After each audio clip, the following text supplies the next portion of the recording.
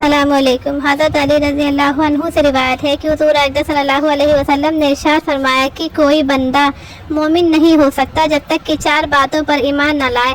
اول، اس امر کی گواہی دے کہ اللہ کے سوا کوئی معبود نہیں، اور میرے بارے میں گواہی دے کہ میں اللہ کا رسول ہوں، مجھے اس نے حق کے ساتھ بھیجا ہے۔ دوسری، اس بات پر ایمان لائے کہ مرنا ضروری ہے۔ تیسری، مرنے کے بعد جی اٹھنے پر۔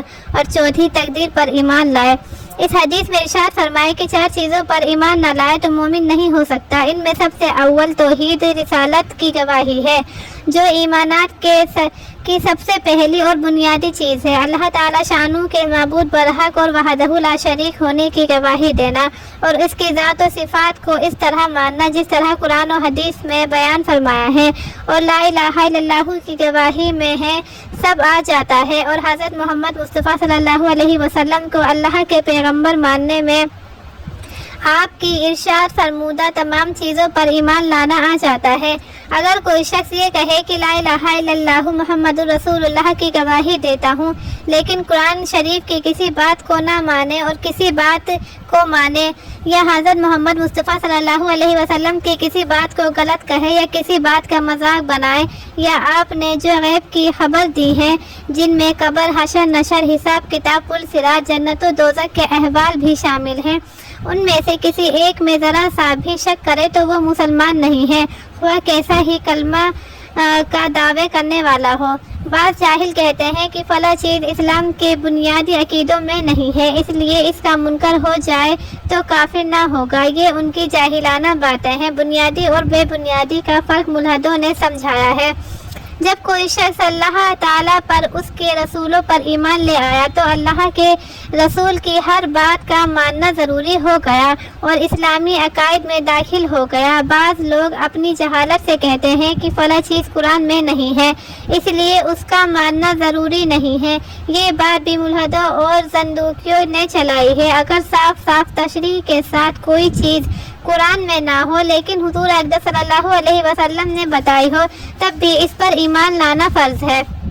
حضور اقدس صلی اللہ علیہ وسلم کو اللہ تعالیٰ کا نبی اور آپ کی کسی بات ماننے سے انکار ہو، نبی ماننا اور آپ کی کسی بات ماننے سے انکاری ہو گئے اور یہ بہانہ کر دیا کہ قرآن میں نہیں ہے، یہ بھی تو بے دینی کی بات ہے۔ اور جب آپ کی کسی بات کے صحیح ہونے میں شک کر لیا تو پھر آپ کے رسول ہونے پر کہاں یقین رہا۔ ایک زمانہ تھا جب ایمان کی ہوائیں اور فضائیں تھیں، اس وقت مشرکوں کافروں کا جو ذوق اور اسلام میں داخل ہوتے تھے، اور آج کل الحاد و اطاعت کا دور ہے۔ مسلمانوں کی نسلیں اندر کفری عقائد اختیار کر رہی ہیں، ان کی ایمانات میں شک رہتا ہے اور بظاہر اپنے کو مسلمان کہتے ہیں۔ والدین پر فرض ہے کہ ایمان اور ایمان تفصیل سے بچوں کو سکھائیں اور ایسے ماحول سے بچائیں جس میں جا کر ان کے عقائد اسلامیہ میں شک پیدا ہو۔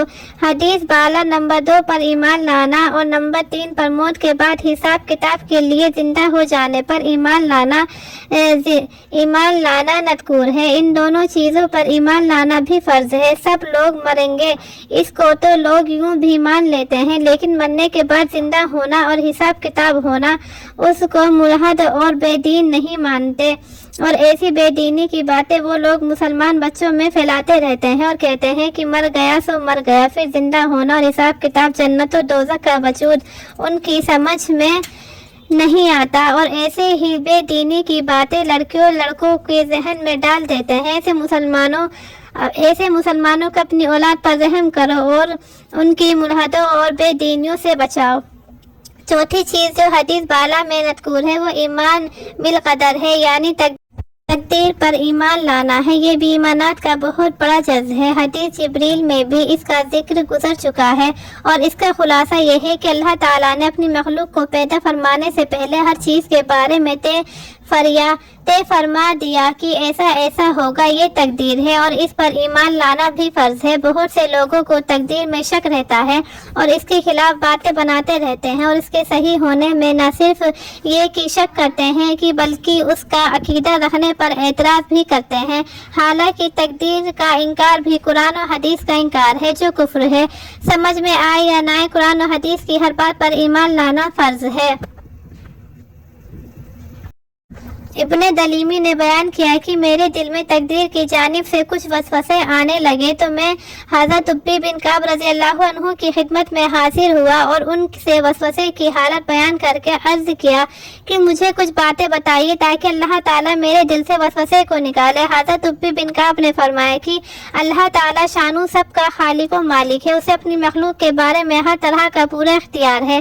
اگر تمام آسمانوں کے رہنے والوں کو اور زمین کے تمام رہنے والوں کو عذاب دے تو وہ ذرہ بھر بھی ظالم نہ ہوگا، کیونکہ اس نے اپنی ملکیت میں تصرف فرمایا، اور اگر وہ ان سب پر رحمت فرمائے تو اس کی رحمت ان کے ایمان سے بہتر ہوگی، اور اگر تو احد پہاڑ کے برابر بھی فی سبیل اللہ سونا خرچ کر دے تب بھی اللہ تجھ سے اس وقت تک قبول نہ فرمائے گا جب تک تقدیر پر ایمان نہ لائے، اور اس بات کا یقین نہ کرے کہ جو کچھ دکھ تکلیف آرام و راحت نفع و ضر تجھ کو پہنچا وہ خطا کرنے والا ہی نہ تھا، یعنی اس کا پہنچنا ضروری تھا، اور جو کچھ تجھ سے یعنی جو دکھ تکلیف نفع ضر آرام راحت تجھ کو نہ پہنچنے والا ہی نہ تھا۔ اگر تو اس عقیدے کے خلاف دوسرے عقیدے پر مرا تو دوزخ میں جائے گا۔